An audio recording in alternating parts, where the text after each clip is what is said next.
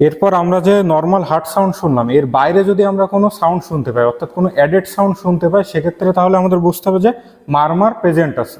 এখন এই মারমার শোনার ক্ষেত্রেও একইভাবে আমাদের যদি ক্যারোটিড পালসের সাথে কোইনসাইড হয় তাহলে সেটা সিস্টোলিক মারমার, এবং ক্যারোটিড পালসের সাথে যদি না মিলে তাহলে সেটা ডায়াস্টোলিক মারমার।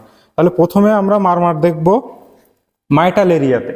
মাইটাল এরিয়াতে আমাদের কি কি মারমার থাকতে পারে? প্রথমে আমরা দেখবো মাইটাল এরিয়াতে। মাইটাল এরিয়াতে মারমার থাকে হলো মাইটাল রিগার্ডিডেশন এবং মাইটাল স্টেনোসিস। এখন আমরা তাহলে মাইটাল রিগার্ডিডেশন দেখছি। এক্ষেত্রে আমরা পেশেন্টকে বলবো যে আপনি শ্বাস নেন, শ্বাস ছেড়ে দিন, ধরে রাখেন। যেহেতু মাইটাল রিগার্ডিডেশনটা আমরা এখানে না পাইলে এখানে রেডিয়েট করতে পারে, তাহলে এখানেও দেখতে পারি মিড এক্সিলারি লাইনে। সেক্ষেত্রেও আমরা ক্যারোটিড পালসের সাথে কোইনসাইড করব এবং পেশেন্টকে একইভাবে বলবো আপনি শ্বাস নেন, শ্বাস ছেড়ে দেন, ধরে রাখেন।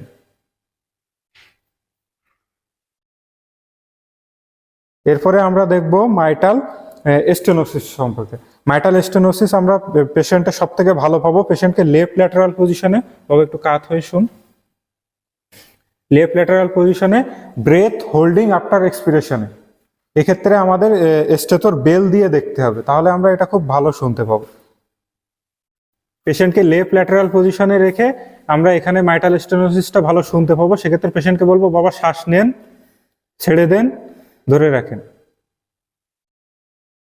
এখানে মাইটাল স্টেনোসিসের মারমারটা তাহলে আমরা পাবো।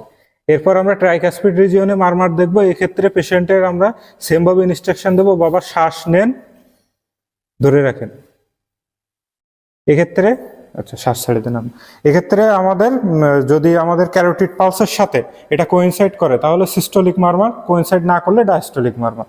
এরপরে আমরা পালমোনারি এরিয়াতে যাব। পালমোনারি এরিয়াতেও আমরা সেম ভাবে ইনস্ট্রাকশন দেব, বাবা শ্বাস নেন, ধরে রাখেন। ঠিক আছে, এবার ছেড়ে দেন। এরপরে আমরা পালমোনারি এরিয়াতে যে মারমারটা দেখলাম এটাও সেম ভাবে যদি ক্যারোটিড পালসের সাথে কোইনসাইড করে তাহলে সিস্টোলিক মারমার, কোইনসাইড না করলে ডায়াস্টোলিক মারমার। এরপর অ্যাওর্টিক। ঠিক আছে, এরপর আমরা পেশেন্টের অ্যাওর্টিক এরিয়ার মারমার দেখবো। অ্যাওর্টিক এরিয়ার মারমারে প্রথমে পেশেন্ট যে সুপাইন পজিশনে থাকে এই সময় আমরা অ্যাওর্টিক স্টেনোসিসটা খুব ভালো শুনতে পাবো। এক্ষেত্রে আমরা অ্যাওর্টিক স্টেনোসিস ও ক্যারোটিড পালসের সাথে কোইনসাইড করব এবং পেশেন্টকে বলবো বাবা শ্বাস নেন, ছেড়ে দেন, ধরে রাখেন। এক্ষেত্রে আমরা পেশেন্টকে এই নির্দেশনাটা দিব। এই অ্যাওর্টিক স্টেনোসিসের যে মারমারটা দেখলাম এটা রেডিয়েট হয়ে আমাদের সুপ্রাক্লাভিকুলার যাইতে পারে। এক্ষেত্রে আমরা বেল দিয়ে সবচেয়ে ভালো শুনতে পাবো এবং একইভাবে আমরা ক্যারোটিড পালসের সাথে এটা কোইনসাইড করব এবং পেশেন্টকে নির্দেশনা দেবো বাবা শ্বাস নেন, ছাড়েন, ধরে রাখেন। এভাবে আমরা অ্যাওর্টিক স্টেনোসিসের মারমার দেখবো। এবার অ্যাওর্টিক রিগার্ডিডেশনের মারমার দেখার জন্য আমরা পেশেন্টকে বসাবো। পেশেন্টকে সামনের দিকে ফরওয়ার্ড বেন্ডিং পজিশনে করে বাবা একটু ঘাটটা কাত করেন, করে ক্যারোটিড পালসের সাথে কোইনসাইড করে ঠিক সেকেন্ড ইন্টারকোস্টাল স্পেসে আমরা অ্যাওর্টিক রিগার্ডিডেশনের মারমারটা দেখব এবং পেশেন্টকে বলবো বাবা শ্বাস নেন, ছেড়ে দেন, ধরে রাখেন।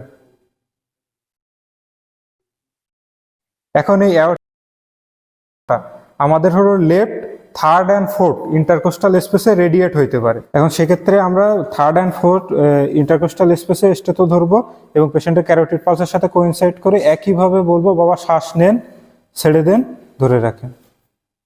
এভাবে আমরা অ্যাওর্টিক রিগার্ডিডেশনের মারমারটা দেখব।